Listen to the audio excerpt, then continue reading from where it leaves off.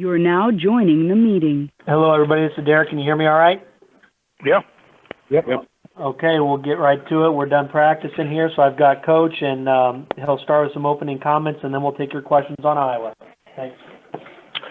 Obviously coming off the game the other night, the thing I wanted to do was, let the guys enjoy what I thought was a, really resilient performance, considering where we were at heading into the game with Fink and not knowing about Ken. And, I thought our guys really stepped up to the plate and really have done that now for, 3 of the last 4 games where we've been in, not ideal spots in games, and guys have stepped up and made plays, showed some fight, and showed some resiliency, which I think is good.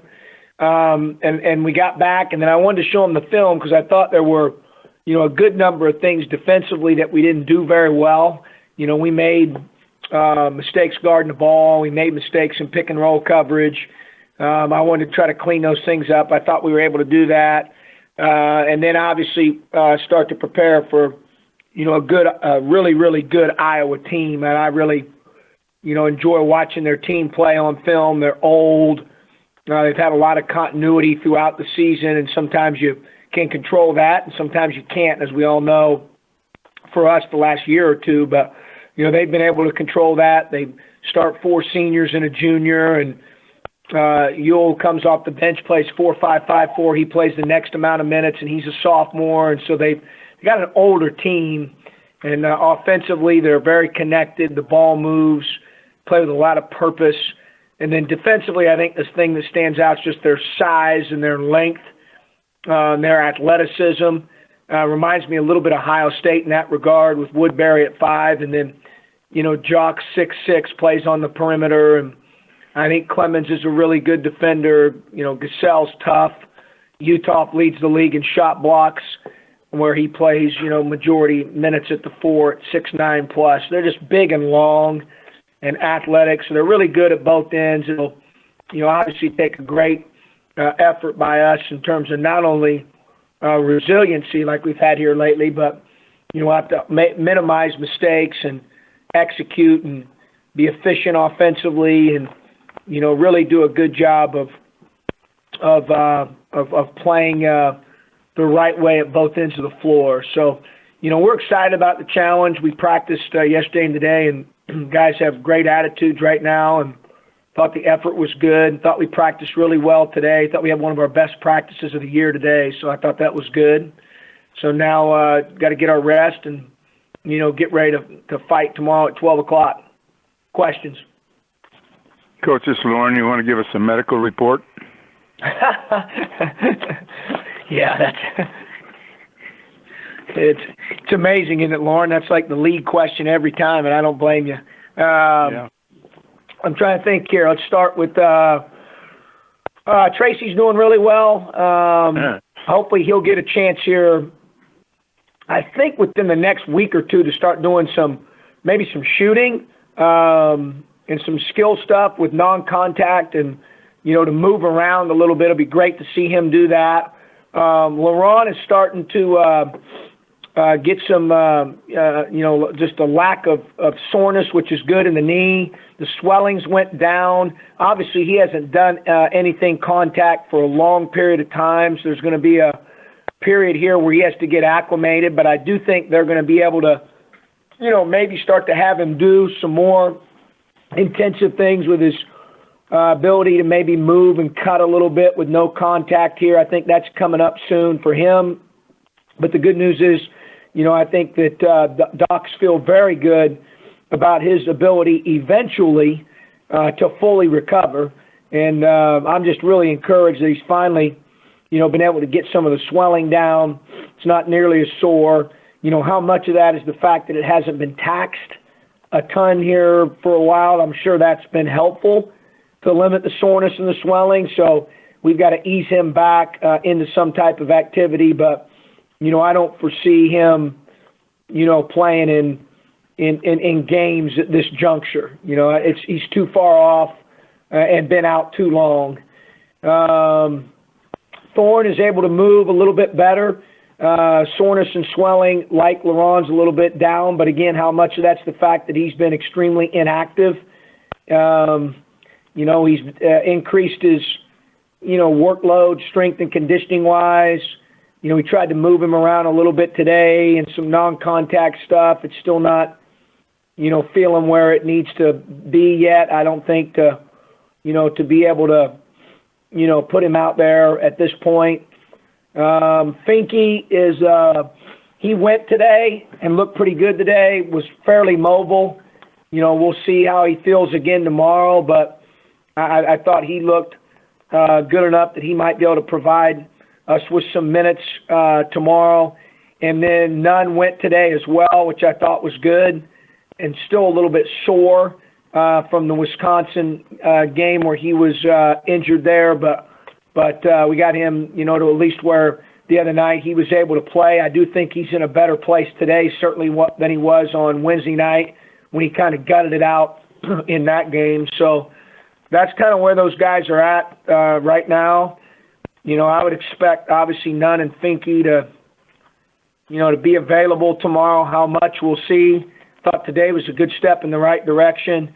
Obviously Blackthorne and Abrams are, not quite as ready at this juncture. Did I leave anybody out, Lauren? I don't know. How's Tate's finger? Holy cow.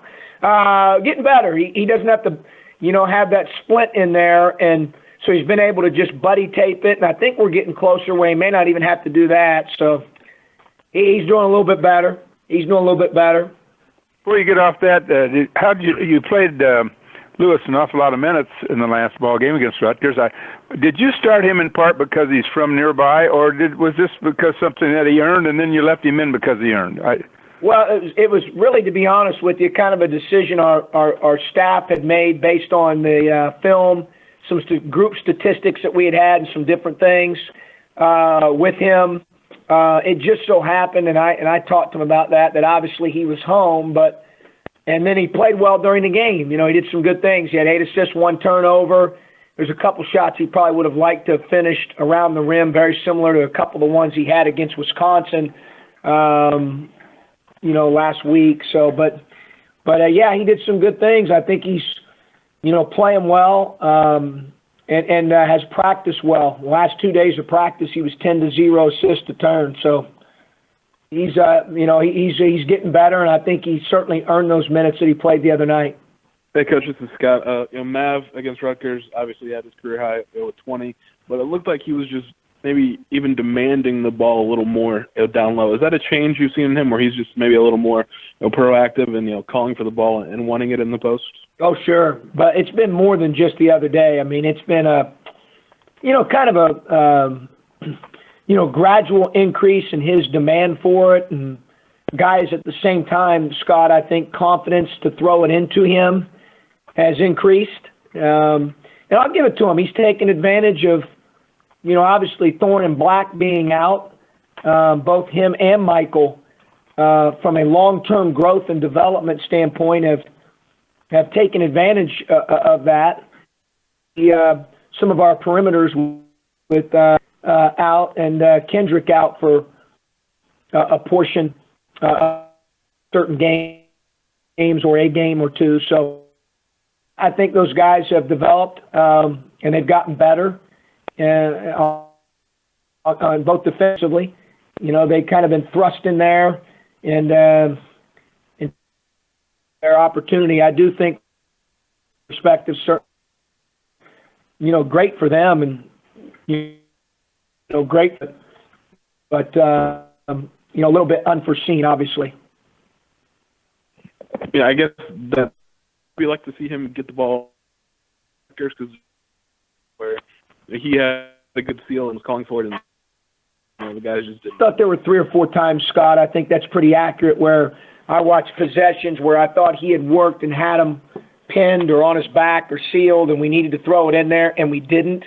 Obviously guys have seen those clips of the game and watched, but we got to do a better job of seeing him there. But I think guys they understand again that I think he is demanding the ball more. I think your statement earlier was a good one, and I think guys are doing a to him, but there were certainly in that game Wednesday night, I thought 3 or 4 times where he had position and we should have got it in there and didn't.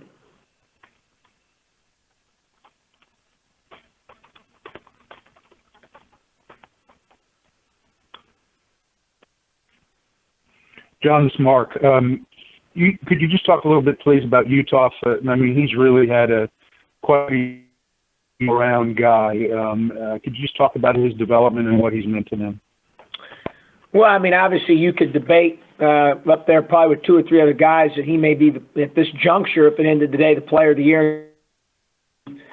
Plays both. You know, he obviously blocks, leads the league in shot blocks. Size and athleticism on defense becomes a factor on the offensive end where he could score at all. Offensive back, get to the free throw line. You know, he can pass. He plays the right way. I mean, he is unique with that top, that 6'9" plus. You know, so he's a tough cover because of his size and his skill and athleticism. Concert with that, and really, really difficult to do. Like, just plays one end. He plays more. So, yeah, I've got a lot of respect for him, and you know, and their team as well. But he's a good player. Else for Coach. My hand is still cramped typing all that injury report, John. Yeah. Imagine what it's like every day to put the practice plan together, Tup. Maybe you should just maybe for teleconferences you should just put the doctor on for the first 5 minutes. Yeah, no question. Just record it, and then you won't have to tell us every. Just record it. No, it too shall pass, fellas. So you just got to keep grinding. All right, guys. Thank you.